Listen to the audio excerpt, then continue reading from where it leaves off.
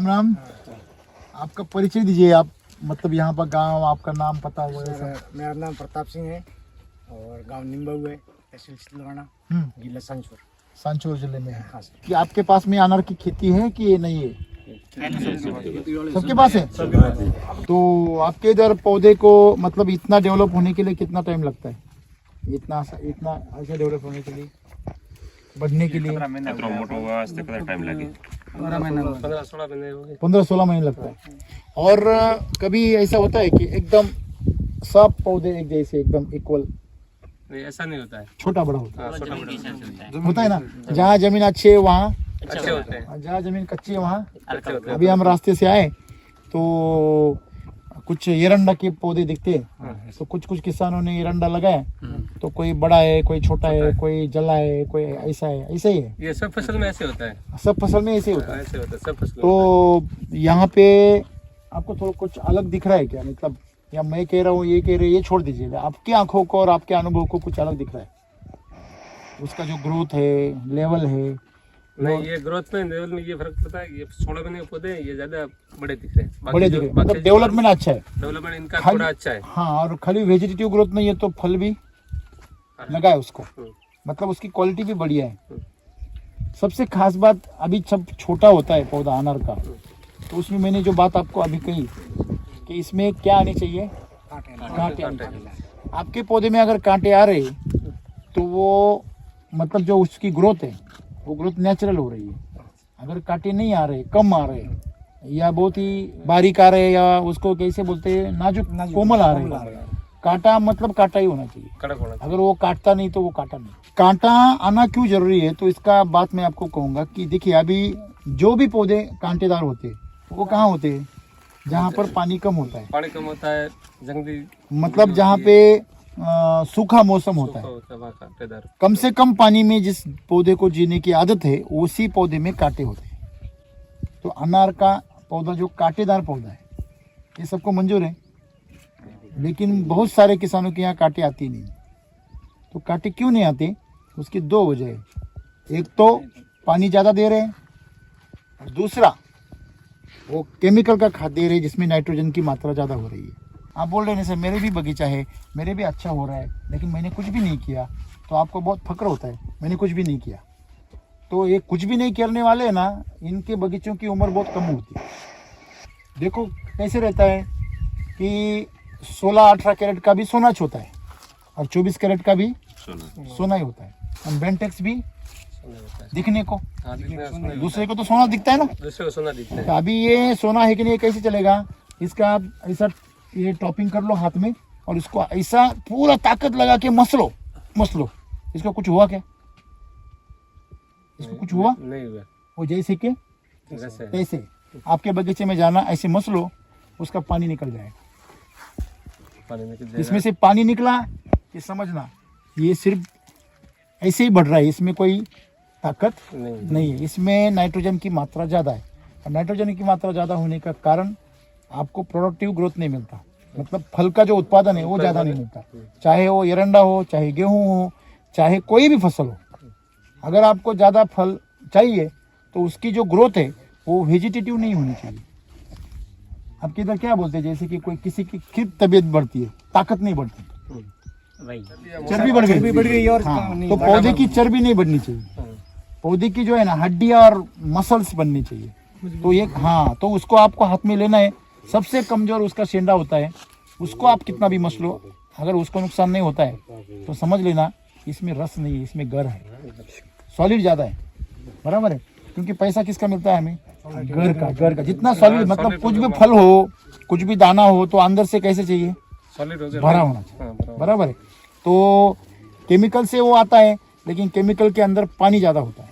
Chemical से फल आएगा, आप कोई भी फल ले लो, अभी इनके बगीचे का एक फल लेके जाओ आप, इसको काटने का, और आपको फल को भी लेने का और काटने का, और दोनों के बीज को हाथ में रगड़ने का, आपको पता चल जाएगा कौन से फल में दम है। दोनों को भी टेस्ट करने का, ये जो है उसका वजन भी सेम साइज का वजन भी करके देखने का, इसका वजन ज़्यादा मिलेगा। क्यों है? क्योंकि अंदर से भरा हुआ है। क्यों भरा हुआ है? क्योंकि 24 कैरेट सोना है। तो क्यों ये सोना है? क्योंकि हमने उसको या तो केमिकल खिलाया, आपकी बात कर रहा हूँ मैं जनरली, या आपने उसको कुछ भी नहीं खिलाया, या थोड़ा यूरिया दिया, थोड़ा डीएपी दिया, बाकी कुछ नहीं दिया। क्या होता है यूरिया डीएपी देने से, क्या तकलीफ क्या है? तकलीफ ये है कि ये उसका खाना है ही नहीं। देखो अगर आप समझो यहाँ से निकले और दूसरे किसी राज्य में चले गए, प्रदेश में, वहाँ के आपके इधर का खाना नहीं मिलता। जैसे साउथ इंडिया में गए, वहाँ वही मिलता है, क्या चावल वगैरह का मिलता है, सब वो ढोकला बीकड़ा वो ऐसे ही मिलता है कुछ। तो आपको वहाँ पे जो साउथ इंडियन मिलेगा, जैसे मेदू वड़ा मिलेगा, इडली मिलेगी, सांभर मिलेगा और डोसा मिलेगा, और वहाँ पे वो रोटी और वो दाल बाटी और कुछ नहीं मिलेगा। तो आपको ज़बरदस्ती क्या करना पड़ता है? खाना पड़ता है। क्या आप कहते हैं नहीं यहाँ नहीं मिलेगा, मैं खाऊंगा ही नहीं, जब वापिस जाऊंगा राजस्थान तभी खाऊंगा? ऐसा होता नहीं, खाना तो पड़ता ही है। खाना ही पड़ता है। सेम है, अगर आप पौधे को डालोगे केमिकल तो उसके वो उठाना ही पड़ता है, उठाता ही है वो। क्यों? क्योंकि उसको दूसरा रास्ता है ही नहीं, उसके जड़ों के पास जो आएगा वो उसको उठाए। वही विषय। अभी एक बात मुझे बताइए, आप सब लोग अनार लगा रहे, कौन से डेयरिंग पे लगा रहे? अनार की क्या परिस्थिति है पूरे इंडिया में, क्या कंडीशन है अभी? जिन लोगों ने लगाया क्या कंडीशन है आपको पता है ना? सब है बहुत केमिकल और बहुत बगीचे खराब हो चुके हैं। क्या हो रही है? सब बगीचे जा रहे हैं। क्या हो रहा है मतलब हो क्या रहा है? या तो तेलिया आ रहा है, बराबर है, या तो तेलिया आ रहा है, या तो विल्ट आ रहा है, मतलब मर रहा है। किसी को तो लगाने से ही शुरू हो जाता है, पंखुड़िया रोग आ जाता है, या धब्बे आ जाते हैं, बराबर है। तो ये बीमारी सी वजह से बगीचे उखड़ गए। मतलब महाराष्ट्र में तो अभी गिने चुने रह गए, जो सबसे बड़े बड़े जो तहसील थे, डिस्ट्रिक्ट थे, जैसे सोलापुर है, नासिक है, नगर है, इन जगह पे धुलिया है, इन जगह पे बहुत अनार था, लेकिन अभी वहाँ पे अनार बहुत कम रह गए। क्यों रह गए? लोगों ने तो उखाड़ दिए या खत्म हो गए। फिर इतना डरावनी माहौल में फिर भी आप लगा रहे, 15-20 हज़ार रुपये पौधे में चला जाता है, लगा दो। लेकिन ये बात ऐसा नहीं है। एक बात हमेशा याद रखिए, अगर आपने जेसीबी ले लिया तो ट्रैक्टर जैसा डीजल डालेंगे तो वो चालू भी नहीं होगा। उसके तलाटी में 20 लीटर डीजल बैठता है, सही है गलत है? और 20 लीटर डीजल में ट्रैक्टर दिन भर चलता है, सही गलत है? तो ये जो है ना, ये ट्रैक्टर है किसके मुकाबले? एरंडे के मुकाबले। आपको आदत किसकी है? एरंडी की आदत है। एरंडी को क्या है सर? वो एक आधा खाद डाल दो, एक आधा स्प्रे मार दो, फिर चले जाओ, चलो शादी में जाओ, इधर जाओ उधर जाओ, हाँ, और एरंडी आ जाता है और काट लो और बेचो। सही बात है गलत है? आप इसमें अगर ऐसा करोगे तो नहीं चलेगा। क्यों? क्योंकि इसका खुद का एक शेड्यूल रहता है, उसका पैटर्न रहता है। उस पैटर्न में समझो, इसका अगर फूल का टाइम आ गया तो फूल के टाइम पे आपको उसको ध्यान देना ही है, वो टाइम उतना टाइम देना ही है आपको। समझो कुछ वातावरण खराब हो गया तो आपको एक बार उस पर राउंड मारना है, देखना है, करना है। तो ये सब चीज़ें भी छोटी छोटी बातें, बहुत बड़ी ऐसा नहीं है। मैं आपको डरा नहीं रहा, मैं आपको जगा रहा कि जो गलत कर रहे लोग, क्या हो रहा है आज अनार में, खुद के एक्सपीरियंस वाले कितने लोग हैं जो खुद के एक्सपीरियंस से खेती कर रहे हैं, ऐसे कितने लोग हैं अनार में? एरंडे के लिए हम किसी को पूछते हैं क्या? अरे क्या लगाओ, कैसे लगाओ, हाँ ये कितना खाद डालूं, कब पानी डालूं, क्या करूं, कौन सा स्प्रे? ज़्यादा नहीं कुछ, चलो पूछ ले तो थोड़ा बहुत होता ही, लेकिन ज़्यादा कुछ पूछते नहीं, क्योंकि वो उसकी आदत हो गया हमें, बहुत दिनों से कर रहा है, एक्सपीरियंस हो गए, और इस मिट्टी को वो आदत नहीं है उसका। अभी अनार जो है थोड़ा नया है, इसमें एक चीज़ हमेशा याद रखना, कौन सी भी खेती करना, अगर आप किसान हो तो 1 या 2 साल या 3 साल में आप उसको मास्टर बनना। किसी को भी पूछने में कोई हर्ज नहीं है, सीखने में कोई हर्ज नहीं है, लेकिन हमेशा के लिए गधा बने रहना बहुत गलत है। देखो गधे को गधा क्यों कहते हैं? क्योंकि उसकी खुद की अपनी कोई मर्जी नहीं होती, मालिक जो बनेगा वही करेगा, खुद के दिमाग उसको चलाना है नहीं, बराबर है? अगर ये ऐसे चलेगा तो ये भी खेती बर्बाद हो जाए। तो पहले अगर आपको बगीचा लगाना है तो हमेशा याद रखो, एक पौधे को कम से कम 250 रुपये 200 रुपये खर्चा करने की ताकत रखो, उतना उसको चाहिए। आप केमिकल करो या कुछ भी करो, आप 100 रुपये करोगे तो मैं बोला ना, ट्रैक्टर जितना डीजल डाल के नहीं चलेगा। तो आप बोलेंगे सर मेरी तो इतना पैसा कहाँ से लाएंगे, ऐसा वैसा। तो आप क्या करो, 1000 मत लगाओ, 100 ही लगाओ। आप खेती कितना कर रहे हैं ये इम्पोर्टेंट नहीं है, कैसे कर रहे हैं ये इम्पोर्टेंट है। देखो आप 100 पौधे ही करेंगे और एक पौधे में आप 1000 रुपए कमाएंगे तो कितने पैसे हो जाएंगे? 1 लाख रुपए हो जाएंगे। आपके पास में 1000 पौधे हैं और सब बर्बाद हो गए, कितने पैसे होंगे? कुछ नहीं मिलेगा। ऊपर से आपके पॉकेट से 2-3 लाख रुपए। ऐसे गरीब होते हैं किसान, मतलब अनार लगा के गरीब होते। क्यों? क्योंकि जानकारी होती नहीं। कोई भी कुछ भी सलाह देता है, हर दिन सलाह देने वाले आते हैं हमारे जैसे। किसकी सुनेंगे आप? सबकी सुनने का और अपने मन की करने का। मन की मतलब कैसे कि उसमें से जो सलाह सही लग रही है आपको उसको, वैसे मैंने बोला आपको, क्या बोला? अरे नाइट्रोजन लेवल बढ़ेगा तो आपको थ्रिप्स आएगा, ये मावा आएगा, ये उसका शेंडा ले लो, ऐसा पिचक के देखो, अगर उसमें से रस निकलेगा तो आपका पौधा कमजोर है, बीमारी को चपेट में आ जाएगा, फूल भी गिर जाएंगे। अगर ये ऐसा मसलता नहीं है तो फूल आने के बाद गिरेंगे ही नहीं। अभी आपके सामने मैंने इसको तोड़ा, आप किसी को भी इसको ताकत लगानी पड़ती है। ये बघा, देखो क्या करनी पड़ती है, ताकत लगानी और जो कमजोर पौधा होता है ना, कमजोर फल, उसको ताकत लगानी नहीं पड़ती। वो कभी कभी तो ऐसे ही गिर जाते हैं ऐसे ही। बराबर है। उसको चिपक के रखने के लिए आपको दवा मारनी पड़ती, मारती है ना, तो फूल नहीं गिरे इसलिए। अभी किसान को देखो, ये किस खेती में यह हमेशा क्या याद रखना है, ये मैंने जो आपको कुछ बताया। दूसरी चीज, इस पौधे में 2 तरीके के फूल आते हैं। एक फूल कैसा होता है जिसको हम क्या बोलते हैं? नर बोलते हैं। नर ये ऐसे रहते हैं, ये घंटी जैसे रहता है, देखो सीधा भूंगा होता है ना स्पीकर का, ऐसे रहता है। और जो मादी रहती है उसको बीच में गांठ रहती है पीछे, देखो इसको पीछे गांठ रहती है और आगे उसका फूल का पंखुड़िया रहती है। और इसके अंदर गांठ है क्या पीछे? नहीं है। तो ये 2 तरह के फूल होते हैं।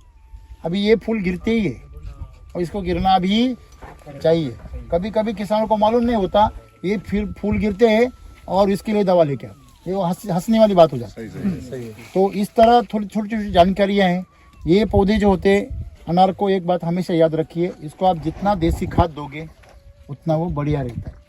जितना कम पानी दोगे मतलब वो उसको जलने देने का नहीं, कम पानी में उसको जीने की आदत डालो। उसके जड़ में पास में पानी मत दो। ये बताते बताते मैं तो थक गया। कभी भी अभी ये जो इन्होंने किया है, देखो इनका ये ड्रिपर कितना है, कम से कम 2-2.5 फीट कितना है दूर है। वो उस बगीचे से, पौधे से इतना दूर चाहिए कि समझो आपने पहली बार लगाया तो जड़ में आप ये डाल दो, क्या लाइन डाल दो जड़ में, उसकी 4 उंगली साथ में। फिर थोड़ा 6 महीने का हो गया, 1 फीट दूर लेके जाओ ड्रिप को। फिर आपका समझो 1 साल का हो गया तो 1.5 फीट दूर लेके जाओ, और 2 साल का हो गया तो उसको 2 फीट दूर लेके जाओ। लास्ट में आपको 2-2.5 फीट दोनों तरफ से उसको दूर रखना। जितना आप जड़ों को दूर भगा के लेके, एकदम से 2 फीट लगाएंगे मर जाएगा वो, मर जाएगा। जैसे छोटा बच्चा होता है ना, पहले आधा फुट रखना है, वैसे ही करने का, फिर फुट रखना है बच्चे को, और इसको सेम तरीके से संभालने का। तो आपको कभी भी आपका पौधा कमजोर नहीं पड़ेगा, स्ट्रांग रहेगा। ठीक है। और एक बात समझो, आपका बगीचा अच्छा हो रहा है तो बीच बीच में उसको एक आकार दीजिए। बगीचे को क्या देना है? आकार। उसको प्रूनिंग बोलते हैं, कटिंग बोलते हैं। हमारे इधर कटिंग के लिए बहुत पैसा देते लोग, उसमें कोई बड़ी बात नहीं होती। पौधे को एक आकार दीजिए, उसके अंदर ये धूप जानी चाहिए। जो पौधे ऐसी क्रॉस जा रही है, क्रॉस नहीं होने देना। तो क्रॉस में से एक काट दो, कमजोर है वो। 3 जा रही है, बीच वाली काट दो, टहनियाँ, बराबर है ना। तो जो कमजोर है वो निकाल दो, जो नीचे की तरफ जा रही है उसको निकाल दो, और जो ऊपर आ रहे हैं उसकी सिर्फ टैपिंग कर दो। ऐसे टैपिंग करो। अगर आप ऐसे टैपिंग करते रहोगे ना, हर महीने 2 महीने बाद छोटे पौधे को, तो आपको कटिंग करने की भी 6 महीने बाद एक बार कटिंग करनी। कटिंग क्या करने की? बीच वाली जो गर्दी है उसको निकालने की। ऐसा आप करेंगे तो आपका 1.5 साल में पौधा तैयार हो जाता है। पत्ते का साइज टोटली डिपेंड होता है जड़ आपकी कितनी डेवलप हो रही है, बराबर है। तो आपके जड़ों में आप नाइट्रोजन लेवल बढ़ाओगे, पत्ते बड़े होने के लिए बहुत ज़्यादा जरूरी नहीं, बड़े हो जाते हैं। लेकिन पत्ते के बारे में सबसे इम्पोर्टेंट चीज़ क्या होती है कि समझो आपके इधर का माहौल कैसा है, आपका पानी कैसा है। अभी यहाँ के भी जो पानी है वो कहाँ से आता है आपका पानी? कितना उसका TDS है? 3000 से आगे। हाँ, 3000 से आगे। तो आप समझ लेना कि आप नमक पिला रहे हैं। हाँ, नमक। आप पानी नहीं दे रहे तो क्या पिला रहे? नमक। हमेशा याद रखिए, इस पौधे को जो पत्ते छोटे हैं ना, ये पानी की वजह से है। अच्छा मतलब पानी जो आपका है वो ज़्यादा हेवी है। हाँ हेवी है। हेवी पानी रहेगा तो आपके पत्ते में ये जो जलन है ना, इसी ये जलन, पीलापन या छोटे पत्ते रहना सिकुड़ जाते हैं, अच्छा ज़्यादा बड़े नहीं होते। क्योंकि जैसे वो बोलते हैं TDS का मतलब टोटल डिजॉल्व जो सॉलिड होता है, हाँ, चलो। तो सॉलिड उसमें ज़्यादा रहता है, तो सॉलिड नहीं रहना चाहिए। आपके इधर साइज ना होने का कारण आपके ज़मीन में पोटैश अवेलेबल नहीं है। अभी पोटैश अवेलेबल क्यों नहीं है? पोटैश का मतलब होता है पालांश, मतलब जो पाला होता है, जो कचरा, काली कचरा, पत्तियाँ ये जब सड़ जाती है ना, हाँ, खाद तो खाद भी। उसमें से हाँ वो खाद से पालांश मिलता है।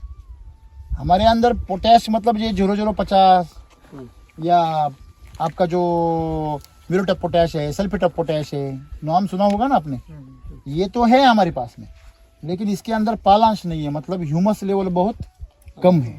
आपके इधर सेंद्रीय कर्म कितना है? इधर का 0.5 के नीचे ही होगा। बंजर जमीन है ना बिल्कुल, तो 0.5 के नीचे है, मतलब पोटैश भी कम है। तो जितना सेंद्रीय कर्म बढ़ेगा उतनी साइज बढ़ेगी। तो ऑर्गेनिक मैटर को बढ़ाना पड़ेगा आपको। ऑर्गेनिक मैटर आपके इधर कौन है? वो गोबर का खाद, सब गोबर खाद वाले, बराबर है। लेकिन गोबर का खाद जो आपका आ रहा है वो कहाँ से आ रहा है? गाय से भैंस का, गाय भैंस से। उसको क्या चारा रही? बकरी का, और उसको क्या चारा रही? नाइट्रोजन का है, उसका चारा कौन सा है? सारा बाजरे का, बाजरे का, बाजरे का ज्यादातर बाजरे का उसको क्या दे रहे हैं? उसको नाइट्रोजन दे रहे सर, यूरिया दे रहे, DAP दे रहे। दे रहे, सब दे रहे। अगर यूरिया DAP का चारा है आपका बाजरी का, हाँ, तो खाद में उसके गोबर में क्या आएगा? वही आएगा सब। ताकत वही रही। वही समस्या है। अच्छा, तो आपका जो गोबर है उसके अंदर वो तत्व ज्यादा है, अच्छा, जो तत्व उसको नहीं चाहिए, नहीं चाहिए। बराबर है। तो उसी वजह से ये मात्रा आपको दिखाई दे रही है। आपके पानी में भी वो ज्यादा है। तो यहाँ पे आपको एक ही चीज करना है जो इन्होंने की है, समझो। अपने अभी इसको बेसिक कब से यूज कर रही है? 1 साल हो गया। तो 1 साल में पहली बार क्या लगाया आपने? मतलब वो RNPH पूरा लगा। कितना दिया पूरे पौधों को आपने? लगभग पहले दिया था 30 बैग, हाँ, और उसके बाद में दिए 50 बैग। मतलब कृषि अमृत का 30 बैग दिया। हाँ, पहले 30 दिया था, उसके बाद 50 दिए। कितने महीने बाद? 4-5 महीने के बाद 5 महीने बाद। मतलब पहला बेसल डोज कब लगाया था आपने? कुछ पौधारोपण किया उसको। ओके, कितना मतलब कुछ डेट बता सकते हैं? सर जुलाई अगस्त के आसपास है। ओके। और और अभी दिया है 4-5 महीने पहले। कि हम सबको क्या देखना है? आपके इधर 2 समस्या ज़्यादा है। कौन सी? पहली समस्या ऑर्गेनिक कार्बन नहीं है, वो सीरियस मैटर है। और दूसरा सीरियस मैटर क्या है? आपके पानी में TDS ज़्यादा है, वो EC ज़्यादा है। EC ज़्यादा मतलब क्या है? इलेक्ट्रिक कंडक्टिविटी ज़्यादा है। मतलब जैसे हम बोलते हैं ना, शॉक मारता है पानी। क्या मारता है? शॉक मारता है। अपने पौधे को देखो, आपने कभी बिस्लरी वाटर पिया होगा? बिस्लरी नहीं, मतलब जो डिस्टिल वाटर आता है ना, तो आपने डिस्टिल वाटर अगर कभी पिया है तो पहले जब आप पहला सिप लेते हैं ना, तो उसमें थोड़ा चरका मारता है मुंह में, थोड़ा सा करता है ना, करते हैं। क्यों करता है? हमारे कालू सिंह जी ये बोल रहे थे, इस बोर कराया कि तीखा पानी। वही बिल्कुल सही, बिल्कुल सही। आपकी भाषा कौन सी भी हो, बात वही है। वो तीखा बोले या चरखा बोले या चटका बोले, क्या बोले, कुछ बोले। अगर हमको वो चटका दे रहा है क्योंकि उसका EC ज़्यादा है। EC ज़्यादा मतलब इलेक्ट्रिक कंडक्टिविटी, म्हणजे उसमें से बिजली तेजी से बहती है, बराबर है।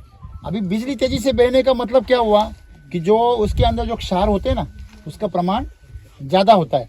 तो ये पौधे के जो अंदर जो व्हील्स होती है ना, उसको वो तकलीफ देता है, उसको जलाता है। अभी इतने बड़े हमको जलाता है तो उसको जलाता नहीं होगा क्या? जड़ों को जलाता है, ऊपर को जलाता है, पत्तों को। फिर इससे बचना है तो आपको 2 चीज़ें बता सकती है। कौन सी 2 चीज़ें? एक तो आपको अमृत जल बचा सकता है, और दूसरा आपको गो अमृत बचा सकता है। ये जो इससे पानी के अंदर आपके जो TDS ज़्यादा है, EC ज़्यादा है ना, इससे आपके पौधे को क्या बोलता है? नुकसान पहुँचता है। अभी इसे बचाना कैसे? तो वहाँ पे क्या करते हैं? वहाँ पे गाय के गोबर के घर बनाते हैं। आपने सुना होगा ना, गाय के गोबर के। आपको YouTube पे जाएंगे तो आपको पता चलेगा। तो उससे क्या होता है? वो रेडिएशन, हाँ, उसका प्रभाव कम होता है। अभी मोबाइल है, मोबाइल पास में ज़्यादा नहीं रखना चाहिए सोते वक्त, ऐसा बोलते हैं ना, क्योंकि उसके अंदर से भी रेडिएशन आता है, इससे ब्रेन डैमेज होता है। तो वही है। अगर आपके गुजरात में एक प्रयोग किया किसान ने, इस मोबाइल को गोबर में डाल दिया और फोन लगाया, फोन नहीं लगता, रेडिएशन हो गई, नहीं तो कैसे बोलेंगे? वो रेडिएशन को ब्लॉक कर देता है। मतलब इतनी ताकत हमारे गोबर में है। तो अगर आपको मैं आपको बहुत बड़ी बात बोल रहा हूँ, शायद आपके साइंटिस्ट को समझेंगी, आपके बड़े एक्सपर्ट लोगों को समझेंगी, आपके तो दिमाग के ऊपर से चली जाएगी, अभी जा भी रही है। लेकिन इसको समझो आप, अगर आपके पानी को जिंदा करना है तो आपको उसकी रेडिएशन को ख़त्म करना पड़ेगा। तो उसके लिए एक ही काम है, वो गोबर, हम आपको एक आइडिया बताएंगे, मिल्क चार्जर बोल के एक प्रोडक्ट है, किसी ने सुना है क्या? आपको पता है क्या है? मिल्क चार्जर गाय को खिलाने से इनका गोबर है वो स्वस्थ अच्छा गाढ़ा निकलता है, गाढ़ा निकलता है और जीवंत निकलता है। और दूध कैसे निकलता है? दूध भी ज़्यादा निकलता है और उसकी जो गाय की तबीयत कैसी बनती है? अच्छी बनती है। बराबर है, मतलब दूध का दूध और गोबर का गोबर। तो वो जो गोबर बनेगा आपका, उसके अंदर ये ताकत है कि उसके अंदर से अगर पानी चला गया तो पानी को शुद्ध कर देता है। उसकी ताकत ऐसे देखिए, उसमें ताकत क्या है कि पहले चीज़ आपकी रेत है, पूरी जमीन कैसे है आपकी? रेतीली है। रेत में आप किसी भी मतलब देसी खाद को डाल दो तो वो क्या बन जाती है? सुपीक मिट्टी बन जाती है। और सुपीक मिट्टी से आप पूरा जो ऑर्गेनिक मैटर है, सेंद्रीय पदार्थ निकाल लो तो वो रेत रह जाती है। तो आपकी ज़मीन को मिट्टी अगर सुपीक बनाना है तो आपको उसमें क्या मिलाना है? गोबर। लेकिन कौन सा गोबर? वो रेगुलर वाला नहीं, आपको उस गोबर को तैयार करना है, पौष्टिक गोबर। जैसे आपने बोला ना, जो गोबर 1.5 महीने में खुद ब खुद तैयार हो जाता है, हाँ, पूरा खाद बन जाती है। और एक खाद उसकी खास बात, उसमें बिल्कुल ही जो गोबर नीचे निकलता है उसमें स्मेल आती है, गोबर से आपकी बदबू आती है, तो वो आपके खेत के लिए हानिकारक है। वो बीमारियां लाएगा, वो पौधे की गलत डेवलपमेंट करेगा, फिर उसमें आपको केमिकल डालना पड़ेगा, तभी वो गोबर सही होगा। सही होगा, बस अच्छा होगा ऐसा नहीं, सही होगा, ठीक है, ठीक रहेगा, नहीं तो वो बीमारियां लाएगा। बराबर है। तो क्योंकि उसमें से अंदर क्या आ रहा है? केमिकल आ रहा है, पूरा DAP यूरिया का चारा वगैरह, वो स्प्रे लगाया आपने, वो सब चीज़ें आ रही है। तो आपको वो गोबर पहले ठीक करना है। इसलिए मैंने क्या बोला आपको, आप उसको मिल्क चार्जर दे के वो गोबर को अच्छा करेंगे, दूध भी अच्छा आएगा, गाय भी अच्छी हो जाएगी, भैंस भी अच्छी हो जाएगी, और वो गोबर आपके खेती में सोना होगा। नंबर 1 हो गया। फिर दूसरा जो है, गोबर का प्रॉब्लम सॉल्व हो गया। दूसरा अमृत जल बोला मैंने। अमृत जल से आप अगर पानी में अगर उसको डालोगे तो वो पानी जीवंत हो जाता है, उसका TDS वगैरह सब चीज़ें, खराब चीज़ें उसकी निकल जाती है। तो ये एक इस्तेमाल कर सकते हैं आप, मतलब ये 2 चीज़ों का इस्तेमाल करो। तो आपका वो इस्तेमाल कैसे करेंगे? यहाँ तो डायरेक्ट ट्यूबवेल से चलता है, तो इसके लिए तो नहीं, पूरे पानी में नहीं डालना है वो। स्प्रे, खाली पहले स्प्रे तो में। हाँ, स्प्रे में देखे, जड़ों में हम क्या करेंगे, वो गो अमृत डालेंगे और RNPL डालेंगे, root charger, nutri charger, pest cleaner, health charger, मतलब ये चारों तत्व गो अमृत के साथ में मिक्स करेंगे, जड़े में डालेंगे। तो जड़ों में पानी फिल्टर होके नीचे जाएगा, उसकी नीचे से जाएगा ना, ये इसका एक लेयर बनेगा, पानी ऊपर से गिरेगा, तो इसमें से पानी फिल्टर होके नीचे जाएगा, ऊपर से जाएगा ना नीचे, तो पानी का जो विषैला तत्व है वो क्या हो जाएगा? खत्म हो जाएगा। और दूसरा जो मैंने बोला, ऊपर से जो स्प्रे करना है उसमें अमृत जल देना है। अच्छा, ऊपर से स्प्रे करते वक्त जो पानी इस्तेमाल करते हैं ना, उसको अमृत जल के बिना यूज ही नहीं करना। ये मुझे ये बताइए, आपने कब यूज किया था? लगभग 4 महीना होगा। 4 महीना हुआ। कितने भैंस को, कितनी गाय को किया था? एक बाल्टी किया था। नहीं, कितने भैंस को है, कितने गाय को? एक भैंस को। एक भैंस को किया था। कितने दिन तक चला वो? वो तो लगभग चला 2 महीने। 2 महीने। आपको क्या क्या बदलाव देखने को मिले गोबर में, दूध में? गोबर बनो हकरो भाई, एक तो मतलब जड़ हो गए, मतलब एक तो गाढ़ा हो गया। ओके, गाढ़ा हो गया मतलब पाचन अच्छा हो गया। और दूसरा क्या फर्क मिला? दूसरों दूध मतलब जड़ हो गए, मलाई अच्छी आती थी, और उसका दही, फैंट भी ज्यादा आते होंगे, हाँ बिल्कुल, ठंडे ज्यादा आवे, भेड़ शरीर शरीर में अष्टपुट हो गई थी, हाँ, ताकत, मजबूती, मजबूत हो गई। ओके, बराबर।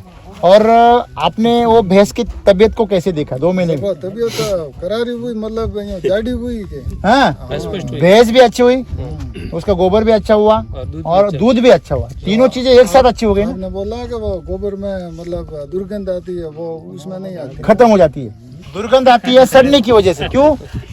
सड़ने की वजह से। अगर आपका डिकम्पोजिशन हो गया तो वो सड़ता नहीं है। डिकम्पोजिशन में सड़ता नहीं है कोई चीज़, जो डीके बोलते हैं उसमें सड़ जाती है। सड़ती कब है? जब उसमें जहर होता है, जब उसमें पाचन पूरी तरह नहीं होता। देखो, हम जब शौच करते हैं, जब हमें डिसेंट्री लगती है आदमी को, तब उसकी जो शौच है उसकी बांस बदबू आती है, बहुत गंदी आती है। आती है ना, लेकिन आमतौर पे उतनी गंदी नहीं आती। सही है गलत है? जब छोटा बच्चा होता है या आपके पास में मालूम है आपको, जब नया नया बच्चा होता है भैंस को या गाय को, और उसके सोच की अगर बांस आने लगे तो आपको पता चलता है इसका अपचन हो गया, बोलते ना। तो सेम चीज़ है कि अगर गोबर की बांस आ रही है तो आपका गोबर खेती के लिए सही नहीं है और उसका दूध भी सही नहीं है, वो जहरीला है। और जब वो पूरा पचेगा उसमें स्मेल अच्छी आती है। इसे तो घर हम उससे पोतते थे ना, तो वही चीज़ है। तो दूध और ये मिल्क चार्जर जो है वो आपको खेती को पूरा जीवन दे देता है, घर को जीवन देता है। और हम क्यों चाहेंगे कि हमारा खाद कम बेचे और वो घर पे आपके खाद बन जाए? कोई भी कंपनी क्यों चाहेगी सही कि आपके घर में अपना अपना खाद बने, और आपसे नहीं खरीदना पड़े ऐसा कोई आपसे नहीं, हमसे नहीं खरीदना पड़े, ऐसा कौन चाहेगा? लेकिन हम चाहते हैं। क्यों? देखिए, अगर किसान को बचाना है तो मिट्टी को बचाना पड़ेगा, बराबर। मुझे एक बात बताइए, मिट्टी की हेल्थ हमारे हाथ में है, पौधे की हेल्थ हमारे हाथ में नहीं है। क्योंकि ये पौधे को कौन बड़ा कर रहा है? मिट्टी कर रही है। देखो, फल की हेल्थ हमारे हाथ में नहीं, ये पौधे के हाथ में है। लेकिन पौधे के पत्ते और जड़ें किसके हाथ में? हमारे हाथ में। अगर हम इसको अच्छी तरह से देखभाल करें तो ये तैयार हो जाएगा। आज आपका एक जैसा पूरा बगीचा हो गया, इतने अच्छे फल भी आ रहे हैं, बराबर है। तो हमने देखे रास्ते में लोगों के फल आते हैं आपके इधर, लेकिन पौधे ऐसे हो जाते, सूख जाते, पीले पड़ जाते। सही है गलत है? पत्ती जल जाती, ऐसा होता है ना। क्यों? वही कारण है। क्या ईसी ज़्यादा है, टीडीएस ज़्यादा है, और ज़मीन के अंदर ऑर्गेनिक कार्बन नहीं है। ये 3 कारण अगर आप डेवलप करोगे, बस बाकी कुछ नहीं करना है। टीडीएस को कंट्रोल करना है। कैसे? ज़मीन में गोअमृत से, गोबर मैंने बोला, उस तरह से गोबर तैयार करना। अपने गाय भैंस को मिल्क चार्जर चलाओ, 1 महीने का खर्चा 900 रुपये आता है। लेकिन एक भैंस एक गाय आपको 3.5 से 4 टन गोबर देगी। दूध तो वो तो मुनाफा है, दूध मुनाफा है। मतलब इसको खर्चे की बात करें तो मैं ये बोल रहा हूँ।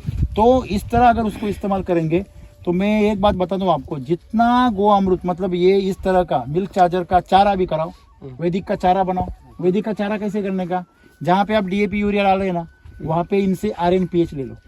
वो RNPH मतलब root charger, nutri charger, pest killer, health charger, ये 4 पॉकेट होते हैं, 600 ग्राम। तो 1 बीघा में आपको 1 पैकेट डालना है। बाजरी करो, मक्का करो, गेहूं करो, कुछ भी। कितने पैकेट हो गए? 4।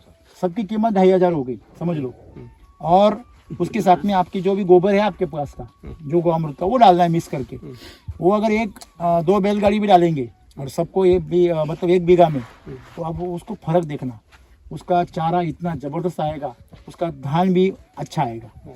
तो वो आपको गाय को चराना है, भैंस को चराना है और मिल्क चार्जर चराना है। इससे जो गोबर आएगा वो गोबर आपकी खेती को पूरा बदल देगा, पूरा बदल जाएगा। आपके सभी प्रॉब्लम सॉल्व हो जाएंगे। अगर इसको आप बीमारी नहीं आने देना है तो कमज़ोर मत होने दीजिए, क्योंकि बीमारी कहाँ से आती है? सही गलत है? अगर कमजोरी आप आने देंगे तो बीमारी आएंगी। अगर बात सही है गलत है? तो हमें कमजोरी दूर करनी है कि बीमारी? हाँ, हम करते क्या है? किसके पीछे भागते हैं? और इसीलिए परेशानी किसान। आज किसान क्या कर रहे हैं? लोग बोल रहे हैं अरे पंखुड़ी वाला रोग आया, चलो फंगीसाइड लेके आओ, चलो तेलिया आ गया, स्ट्रेप्टोसाइक्लिन लेके आओ। ऐसे हो रहा है ना आज। कीड़ी आ गया, चलो साइपरमेथ्रिन लेके आओ, क्लोरोपाइरीफॉस लेके आओ। ये सब चीज़ों से किसान परेशान है। देखो कितनी भी बार उसको मारो वो वापस आएगा, वापस आ जाएगा। क्यों आता है? देखिए, मैंने अगर यहाँ पे शक्कर डाल दी तो क्या जमा हो जाएगी? चींटियाँ क्या हो जाएगी? जमा हो जाएगी। आप इसको स्प्रे करके मार दो, फिर शक्कर डाल दो, क्या होगा? वापिस आएंगी। मरी है फिर भी आएंगी। क्यों? क्योंकि दूसरी है, वो तो आएंगी ना। सेम है कि खेती करो तो ढंग की करो। हम बोलते हैं ना, थोड़ी करो लेकिन ढंग की करो। गांव में चर्चा होनी चाहिए, अरे क्या खेती, चलो देखने के लिए। मतलब 100 पौधे ऐसे करो कि 1000-10,000 वाला किसान देखने आए।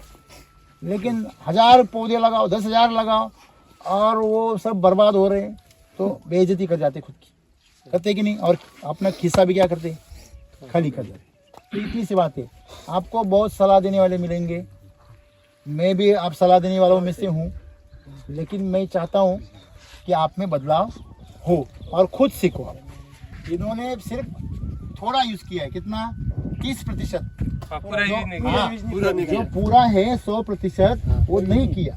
उसमें उन्होंने पानी के ऊपर कुछ इस्तेमाल नहीं किया, इसलिए पानी का जो बुरा असर है वो हो गया है। और मैंने सर ये अभी 15 महीने में 2 स्प्रे लिए, 15 महीने में 2 ही स्प्रे लिए, कुछ किए भी नहीं है, जमीन से कुछ दिए नहीं है, सिर्फ 2 ही बेसल डोज दिए। 2 पैसे दिए। जिन्होंने भी यूज किया है, आपने किया है खुद, किया मैंने। तो आपको कितना खर्चा है शय में आता है, केमिकल का और इसका? केमिकल में खतरा रहता है। देखो 3 बार दियोला ना भाई तो रिजल्ट 100% आनो, 100% आनो है। 3 एक बार बेसल दे देना ही देना है। तो अलग है, 2 अलग है। अगर ते एक तो रेस्ट पीरियड भी दियो रो, एक इतना टाइम दे दियो। और मैं मारो खुद रुको, मैं 1000 पौधे खाली कृषि अमृत दियो, खाली 1000 पौधे ट्रायल मारो और ओनली कृषि अमृत। दूसरा रूट न्यूट्री मैंने ड्रिप से चलाया सर, आपको बोला था मैं को ड्रिप से चलाता हूँ, उसमें और उसमें डिफरेंस पड़ा। आज कल आए थे और डेटावास वाले कोई देखने आए थे, इसमें मेरे को जाओ आप देख लो, कमजोरी जमी है ना, मैं देखो पहले। हाँ नहीं वही नहीं, इनको बोलेंगे सर आप 4 लाइन को मत यूज करो, तो आपको यहाँ का फर्क मालूम है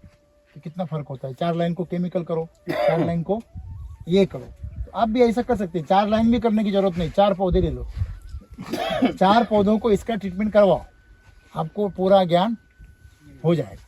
तो पहले मैंने आपको बात बताई कि बीमारी जो आती है वो कमजोरी से आती है। किसी भी पौधा, कुछ भी इंसान हो, जानवर हो, कमजोर हो गया तो बीमारी आती है।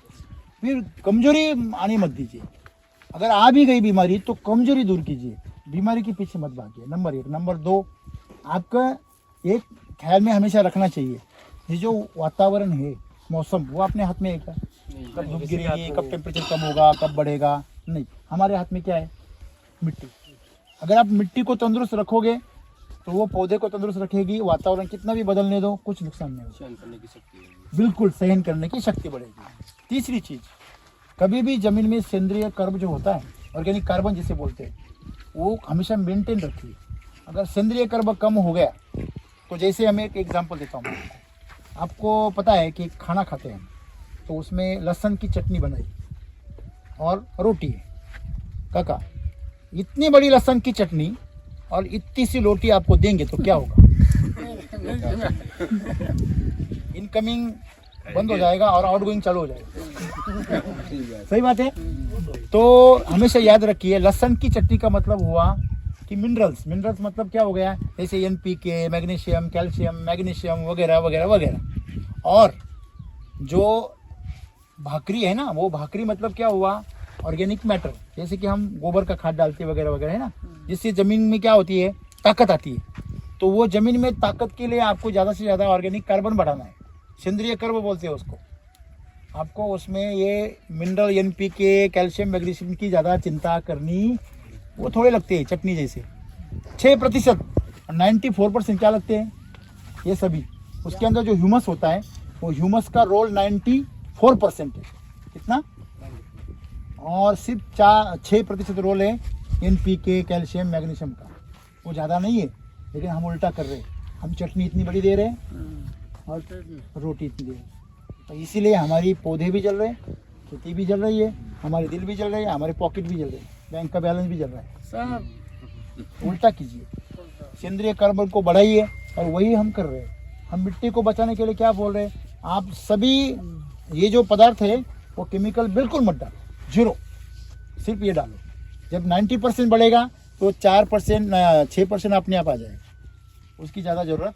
आप खाली मिट्टी ले लीजिए, आपकी मिट्टी में बहुत सारे मिनरल्स हैं, आपको कोई रासायनिक खाद डालने की ज़रूरत। आपके ऑलरेडी आपकी चाय मीठी है तो उसमें और शक्कर डाल के क्या करेंगे?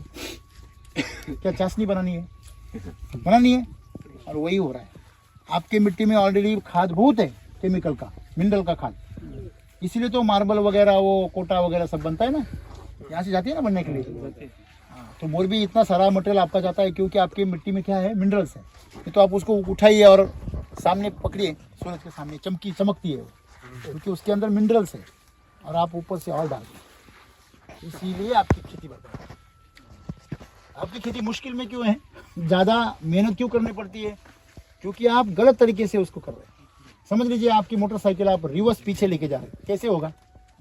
तकलीफ होगी ना, जाएंगी, लेकिन तकलीफ बहुत होगी। जो एक्सपर्ट है वही लेके जाएगा, वैसे वो एक्सपर्ट हो गए, उल्टे चलाने में एक्सपर्ट हो गए, तो वो चलाते हैं, बाकी कोई वो नहीं जमेगा, सबको नहीं जमेगा। इसलिए सीधी चलाओ ना, सीधी चलाने में क्या प्रॉब्लम? कोई भी चला सकता है, सही गलत है। तो यही हमें करना है तो इतना छोटा छोटा काम करेंगे तो खेती हमारी पूरी सुधर जाएगी। स्प्रे में अगर टीडीएस ज़्यादा है ईसी ज़्यादा है तो बिल्कुल झड़ेंगे, लेकिन इनकी क्यों नहीं झड़ रहे? क्योंकि वो सिर्फ सिकुड़ गए, थोड़ा झड़ेंगे नहीं, क्योंकि इसके अंदर ताकत ज़्यादा है ना। ताकत ज्यादा पौधे। आपको पता है सबसे ज़्यादा गुजरात और इस बॉर्डर में राजस्थान में सबसे ज़्यादा क्या बढ़ रहा है? कैंसर बढ़ रहा है। क्या बढ़ रहा है? कैंसर बढ़ रहा है। मतलब हर गांव में अभी बातें आने लगी है, हर गांव से खबर आने लगी है। तो जो पंजाब से निकला हुआ राजस्थान से होकर गुजरात जा रहा है तो उसको थोड़ा सा रोकना जरूरी है। सिर्फ पैसा देख के भी नहीं चलेगा। और एक चीज़ है जो हेल्थ हमारे बच्चों की, हमारी मिट्टी की, अगली पीढ़ी के हाथ में कम से कम ऐसी ज़मीन दे कि जिस ज़मीन में कुछ उगे। सही है गलत है? ये तो 10 साल बाद बंजर हो जाएगी हाँ? केमिकल से। पहले ये बात हमेशा याद रखिए, सभी जो आने वाले किसान हैं, अपने ज़मीन में खेड़ाई मत कीजिए, ज़मीन को मत हिलाइए। घास हो रही है तो होने दीजिए, लेकिन ज़मीन को ज़्यादा मत हिलाइए। क्यों? आप जितना ज़मीन को हिलाएंगे उतने आपके इधर बीमारियाँ ज़्यादा आएंगी। दूसरी चीज़, आप जितना खरपतवार इस्तेमाल करेंगे उतनी उसकी आयु घट जाएंगी। और ये खरपतवार की वजह से ही लोगों ने पूरे खेत को बर्बाद कर दिया हमारे इधर। तो कम से कम उनसे तो सीखो आप कि खरपतवार कभी मत इस्तेमाल कीजिए। आपके मिट्टी में घास बननी बहुत जरूरी है। क्यों? क्योंकि आपकी रेत गर्म हो जाती है।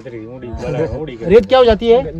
गर्म हो जाती है। और रेत अगर गर्म हो जाती है उसके अंदर के जीव मर जाते हैं। उसके ऊपर आप लॉन बनाओ, आपका पौधा मस्त। मुझे एक बात बताइए, आपको दिखना अच्छा चाहिए कि होना अच्छा चाहिए? होना अच्छा चाहिए। तो होना अच्छा तभी होगा जब आपकी मिट्टी शांत रहेगी। वो मिट्टी आपकी शांत रहेगी, तंदुरुस्त रहेगी। उसके अंदर जहर डाल के वो अच्छी होगी। वही आपको अगर खरपतवार यूज किया आपने तो आपकी पौधे की उम्र कम होती है। ये लिख के रखिए मेरे पास में। यूरिया और नाइट्रोजन की केमिकल की खादें बंद कर दो, उसकी ग्रोथ बंद हो। आप एक जगह पे क्या कर रहे हैं? देखो, आपको पता है एक साइड से आप उसको खिला भी रहे और दूसरी जगह पे उसको मारना चाहते हैं। ये कैसे संभव है?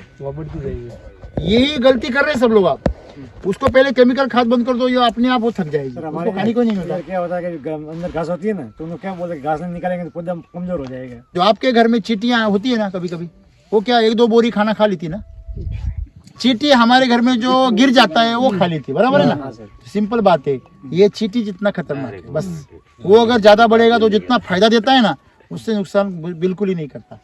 आपको और एक बात बताऊं मैं आपको, अगर आपका पौधा ताकतवर है, सुनो, पौधा ताकतवर है तो कीड़ और फंगस जो होता है, बीमारियां, वो घास पर चली जाती है। ये हमेशा याद रखना। हाँ, वो यहाँ पे नहीं रहती, फिर वहाँ चली जाती है। हाँ, और अगर आपके पास में घास नहीं तो वो कहाँ जाएंगी? वो हमेशा याद है। वो लोग उल्टा करते हैं। केमिकल में क्या होता है, घास मजबूत हो जाती है और पौधा कमजोर हो जाता है, इसलिए वो घास से कहाँ जाती है? पौधे। इसलिए वो केमिकल वाले सब क्या बोलते हैं, घास मत रखो, घास मत रखो। उनको पता है अपनी पोल खुल जाए।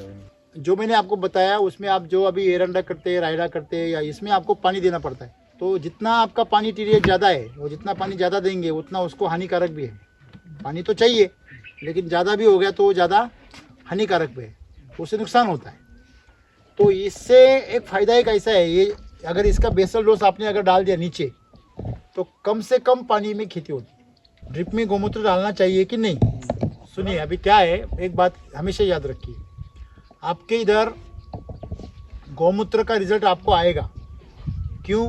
क्योंकि आपके इधर नाइट्रोजन मतलब ह्यूमस नहीं है, तो नाइट्रोजन फास्ट अपटेक होती है, तो आपको ग्रोथ मिलेगी। लेकिन हमेशा याद रखिए, गौमूत्र जो है वो आपके नाइट्रोजन लेवल को तेज़ी से बढ़ाता है और उसमें अमोनिकल नाइट्रोजन ज़्यादा बढ़ता है, अमोनिया बढ़ता है। इसलिए जो जलने की जो प्रक्रिया है वो जल्दी होगी। तो फूल गिरना या पत्तों का साइड में जलना, ये सब चीज़ें, पीला पड़ना, ये सब चीज़ें उसका साइड इफेक्ट हो सकता है। क्यों? क्योंकि उसकी मात्रा कितनी चाहिए उसके बारे में क्लैरिटी नहीं है। समझ में? कितना डालना चाहिए और आपकी खेती में कितना चाहिए। तो गौमूत्र का सीधा असर तो आपको तकलीफ देगा। हाँ, अगर आप उस गौमूत्र को आपके गोबर में मिक्स कर देंगे सड़ाने के वक्त, तो उसका फ़ायदा आपको होगा। छाछ के बारे में ऐसा है कि पहले तो छाछ जो है वो बैसिलस नाम की जो बैक्टीरिया होती है ना उसको बढ़ाती है। उसके बाद में उसमें लैक्टिक एसिड भी होता है जो ज़मीन के अंदर बाकी जीवों को खाना पहुंचाता है। लेकिन उसमें होता क्या है, हमेशा याद रखिए, छाछ यानी जीवाणु है। क्या है? जीवाणु। मतलब उसके अंदर जीव बहुत होते हैं, बहुत जीव होते हैं। जीव की तकलीफ ये है कि जीव कभी भी उल्टा काम भी कर सकते हैं। जैसे कभी कभी आपने किसी को कंपाउंडर रख दिया तो वही चोरी करके चला जाता है। समझ में आ रही ना बात? तो जिसको आपने बचाने के लिए संरक्षण करने के लिए लगाया वही चोरी करके लेके जाता है। इसी तरह ये जो बैक्टीरिया होते हैं उनको अगर सही तरीके का और भरपूर खाना अगर नहीं मिला तो वो अपने पौधे के साथ में स्पर्धा करने लगते। इसीलिए जैविक खेती असफल हुई। किसी भी बगीचे में जैविक खेती सफल क्यों नहीं होती? अनार में जो ज़्यादा जैविक खेती करते हैं वो लोग सफल क्यों नहीं हुए? क्योंकि अनार में जीवाणु का जो काम है वो बहुत कम है, और अगर उनकी संख्या ज़रूरत से ज़्यादा बढ़ गई तो वो उसके दुश्मन की तरह काम करते हैं।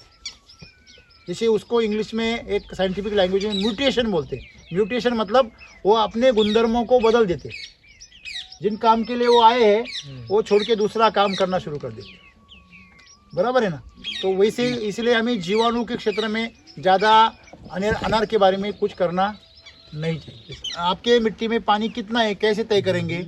आप क्या करो, जहाँ पे ड्रिप है ना वहाँ पे पानी दे दो। दूसरे दिन, तीसरे दिन, चौथे दिन, पांचवें दिन ऐसा चेक करो। पहले दिन तो चेक करने की जरूरत नहीं।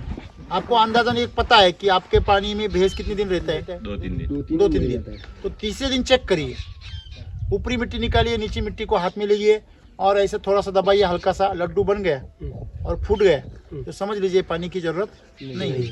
ऐसा करते रहिए। जिस दिन आपका लड्डू नहीं बनेगा उस दिन आपको पानी देना चाहिए। लेकिन मिट्टी कौन सी लेनी है? 4 उंगली, 3 उंगली नीचे, 3 उंगली नीचे की मिट्टी लेनी है और चेक करनी है कि ये लड्डू बनता है कि नहीं। अगर लड्डू बनता है और फूटता नहीं है आसानी से, समझ लेना ज़्यादा पानी हो रहा है। आपके हाथ को मिट्टी चिपकनी नहीं चाहिए, लेकिन लड्डू बनना चाहिए। ऐसा करेंगे तो जिस दिन बाद आपको समझता है कि इसका लड्डू नहीं बन रहा है उस दिन उसको पानी देना चाहिए। बराबर है? और अनार में पानी थोड़ा ज़्यादा दीजिए, मुझे भरपेट दीजिए और बीच में अंतर रखिए। मतलब बहुत जल्दी जल्दी पानी मत दीजिए। जितना जल्दी आप पानी दोगे उतना अनार का बगीचा कमज़ोर होता है, बीमारी की चपेट में आता है। मैं आपको वो बार बार एक जानकारी दे रहा हूँ कि आप एरंडा को, रायडा को या सरसों को कम मत आकिए। उसमें भी आप लखपति बन सकते हैं अगर आप उसको खाना दोगे तो। जब भी खाद डालनी है तो एक जगह पे मत डालो, थोड़ी उसको फैला के डालो, जैसे कि जड़ें फैल जाए। समझो आपको खाद डालनी है तो कम से कम 1 फीट चौड़ा और जो लंबा है वो कम से कम 2 फीट से 2.5 फुट चैनल, इतना बड़ा ऐसा आप चौकोन बनाइए और उसमें खाद फैला के डालिए। और खाद 3-4 उंगली से नीचे नहीं जानी चाहिए। ज़्यादा गहरी खाद डालने से कोई फायदा नहीं। 4 उंगली, सिर्फ आपकी जो रेतीली जमीन है 4 उंगली, ज़्यादा नहीं। दूसरी बार खाद डालनी है ना तब ऊपर से थोड़ा सा 2 उंगली सिर्फ मिट्टी निकालनी है, जड़ों को धक्का नहीं देना है और उसमें ऊपर से साइड की मिट्टी डालनी है थोड़ी, सिर्फ ढकने के लिए। बस तीसरी बार डालना है तो ऐसे ही करना है। तो सर एक पौधे में जैसे डालते कितनी डालनी चाहिए खाद? तो जैसे उसकी उम्र होती है, समझो आप 1 साल का पौधा है तो 1 किलो डालो, 2 साल का 2 किलो डालो, 3 साल का 3 किलो डालो, 4 साल का 4 किलो डालो। जैसे अभी लगाया तो उसमें, हाँ अभी जैसे लगा है तो आधा किलो डालो। गोबर का खाद जो है, देखो आपका अगर घर का गोबर का खाद है तो पहले एक बात हमेशा याद रखिए कि वो गोबर का खाद पूरा कंपोस्ट चाहिए। वो कैसे पता चलेगा? आप उसको हाथ में ले लो, चाय की पत्ती जैसे लगना चाहिए और स्मेल उसका गंदा नहीं आना चाहिए। ये 2 टेस्ट करो, ठीक है? और एक चीज़ करो, पानी ले लो बाल्टी का और उसमें एक ऐसा 2 हथेली भर के डाल दो और उसको खिलाओ। तो वो वहाँ पे कैसे करता है काम वो देखो। वो अगर तैरता है तो अच्छा है, अगर नीचे पूरा बैठ जाता है तो वो सही नहीं है। सही नहीं है। तो सही खाद डालो, अगर नहीं है सही तो मत डालो। अपना जो गोअमृत है वो आपको ज़्यादा नहीं लगता, वो उससे आधा लगता है। तो जो यहाँ पे 10 किलो डाले तो 5 किलो डालो, 20 किलो डाल रहे हैं तो 10 किलो डालो, मतलब वो कम में काम हो जाता है, उसकी ताकत भी बहुत होती है। हाँ मेरा नाम आदाराम चौधरी, गांव रतनपुरा, तहसील गुड़ा मलानी। मेरा मोबाइल नंबर है 9829402421। नमस्ते, मेरा नाम साहिल सर। यदि राजस्थान में किसी किसान को अनार के बारे में, दूसरे कौन सी भी फसल के बारे में जानकारी चाहिए तो आप मुझे कांटेक्ट कर सकते हैं। मेरा मोबाइल नंबर है 8669200228। सबके लिए धन्यवाद। जय राम जी की जय राम।